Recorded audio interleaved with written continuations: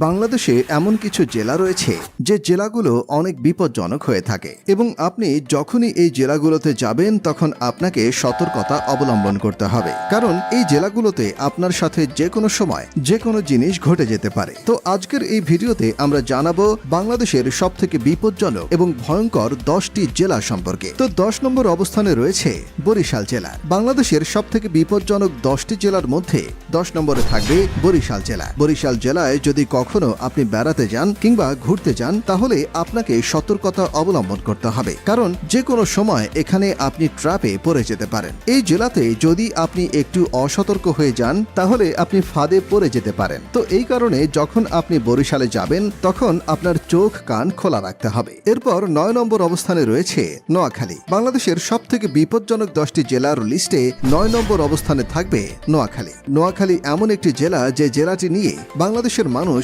সব থেকে বেশি ট্রোল করে থাকে। আপনি যদি কোনো কারণে নোয়াখালী যেতে চান তাহলে প্রথমেই আপনাকে অবশ্যই তাদের ভাষা শিখে নিতে হবে, কারণ এখানকার মানুষের ভাষা বোঝা খুবই কষ্টকর। নোয়াখালী জেলাতে যদি আপনি ভুল ভাষাতে কথা বলেন তাহলে বিপদে পড়তে হতে পারে। 8 নম্বর অবস্থানে রয়েছে ময়মনসিংহ জেলা। বাংলাদেশের সবথেকে বিপজ্জনক 10টি জেলার লিস্টে 8 নম্বর অবস্থানে থাকবে ময়মনসিংহ জেলা। যদি আপনি এই জেলাটিতে যান তাহলে একা একা যাতায়াত করবেন না, আপনার সাথে কাউকে নিয়ে যাবেন। বর্তমানে এই ময়মনসিংহ একটি বিভাগ হয়ে গিয়েছে। জেলাটির যাতায়াত ব্যবস্থা মোটামুটি ভালোই এবং এখানে অনেক দর্শনীয় স্থানও রয়েছে, তবে এখানকার সব মানুষ যে ভালো তেমনটা কিন্তু নয়। জেলাটিতে যেমন ভালো মানুষ বসবাস করে তেমনি খারাপ মানুষও রয়েছে এখানে। যদি আপনি এই জেলাটিতে ঘুরতে যান তাহলে খুবই সতর্কতা অবলম্বন করতে হবে। 7 নম্বর অবস্থানে রয়েছে রাঙ্গামাটি জেলা। বাংলাদেশের সবথেকে বিপজ্জনক ও ভয়ঙ্কর জেলার লিস্টে 7 নম্বর অবস্থানে থাকবে রাঙ্গামাটি জেলা। রাঙ্গামাটি জেলা ঠিক কতটা ভয়ঙ্কর আপনি এই কথাটি থেকে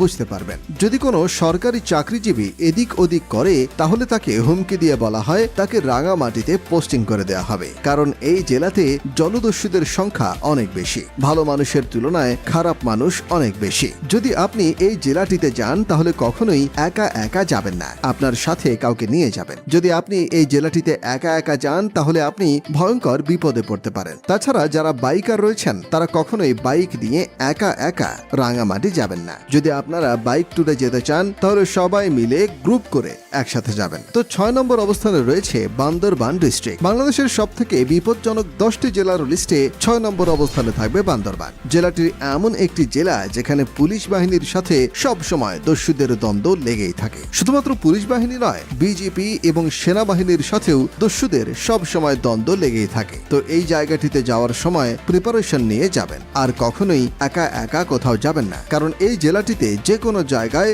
যে কোনো কিছুই ঘটতে পারে। আপনি যদি বান্দরবান জেলায় ঘুরতে যান তাহলে সাহসী বন্ধুদের সাথে নিয়ে যাবেন। 5 নম্বর অবস্থানে রয়েছে কক্সবাজার জেলা। বাংলাদেশের সবথেকে বিপজ্জনক 10টি জেলার লিস্টে 5 নম্বর অবস্থানে থাকবে বিখ্যাত কক্সবাজার জেলা। বাংলাদেশের যত মানুষ আছে তাদের বেশিরভাগই শখ করে কক্সবাজারে ঘুরতে যায়, কিন্তু আপনাদের উদ্দেশ্যে বলে দিতে চাই এই জেলাটি অনেক বিপজ্জনক একটি জেলা। কক্সবাজার জেলায় শুধুমাত্র বাংলাদেশের মানুষ ভিড় করে তা নয়, পুরো পৃথিবী থেকে হাজার হাজার মানুষ এই জেলায় ঘুরতে আসে। কক্সবাজার জেলাটি বিপজ্জনক তার কারণ হচ্ছে এখানে রাতের বেলা অনেক বিপদ সৃষ্টি হতে পারে। তাই রাতের বেলায় কক্সবাজার জেলাটিতে আপনি কখনোই একা একা বের হবেন না। কক্সবাজারের বিপজ্জনক একটি জায়গার নাম হলো মেরিন ড্রাইভ রোড। এই জায়গাটি থেকে সব সময় দূরত্ব বজায় রাখবেন। তাছাড়া যেমনটা জানেন এই জেলাতে মাদকের ব্যবসা অনেক বেশি হয়ে থাকে। কক্সবাজার জেলাটিতে প্রচুর পরিমাণে মাদকের লেনদেন হয়ে থাকে। তো যারা কক্সবাজারে যাবেন তারা সব সময় সাবধানতা অবলম্বন করবেন এবং রাতের বেলায় হোটেল থেকে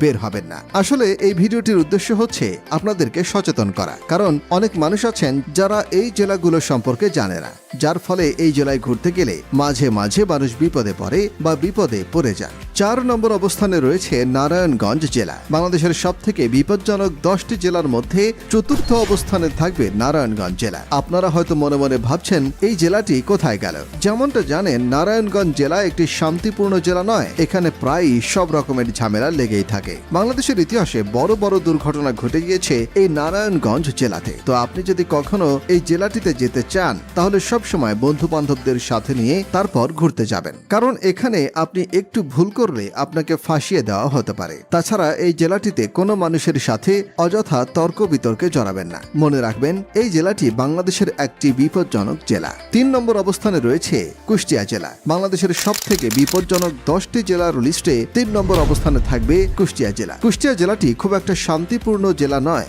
আপনি যদি এই জেলাতে যান তাহলে সব সময় সাবধানে থাকবেন এবং আপনার আশেপাশে সব সময় আপনার বন্ধু বান্ধবদের রাখার চেষ্টা করবেন। রাতের বেলায় এই জেলাটিতে কখনো একা একা বের হবেন না। যেহেতু জেলাটিতে অনেক দর্শনীয় স্থান রয়েছে, তাই এগুলো দেখার জন্য আপনারা দিনে বের হবেন এবং গ্রুপ হয়ে ঘুরবেন। এরপর 2 নম্বর অবস্থানে রয়েছে খুলনা জেলা। বাংলাদেশের সবথেকে বিপজ্জনক ও ভয়ঙ্কর 10টি জেলার লিস্টে 2 নম্বর অবস্থানে থাকবে খুলনা জেলা। বাংলাদেশের অন্যতম সেরা একজন ক্রিমিনাল হচ্ছে ইরশাদ শিকদার এবং ইরশাদ শিকদারের বাড়ি হচ্ছে খুলনায়। আশা করি তার সম্পর্কে আমাকে নতুন করে কিছু বলতে হবে না। যারা ইরশাদ সম্পর্কে জানেন না তারা এই ভিডিওটি দেখলেই জানতে পারবেন। বাংলাদেশের কুখ্যাত অপরাধী ইরশাদ শিকদার যত খারাপ কাজ করতেন তার আস্তানা ছিল এই খুলনায়। তো যাই হোক, আপনি যদি এই খুলনা জেলাতে ঘুরতে যান তাহলে সব সময় চেষ্টা করবেন নিজেকে সেফ রাখার জন্য। জেলার মানুষের সাথে কখনোই তর্ক বিতর্কে জড়াবেন না। যদি তর্ক বিতর্কে জড়িয়ে যান তাহলে আপনি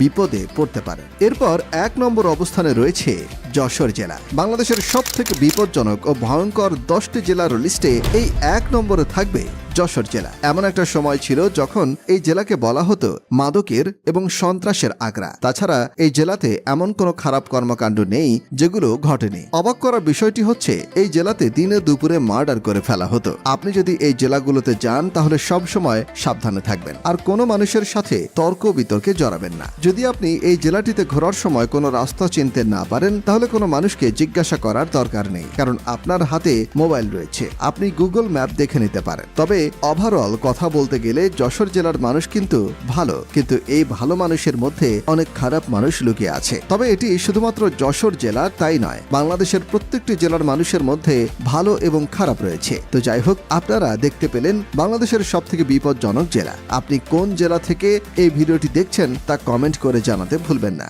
আপনি কি জানেন বাংলাদেশের সবথেকে শান্ত জেলা কোনটি? অথবা আপনি কি জানেন বাংলাদেশের সবথেকে বড় লোক জেলা কোনটি? যদি না জেনে থাকেন তাহলে এই ভিডিওটি দেখুন।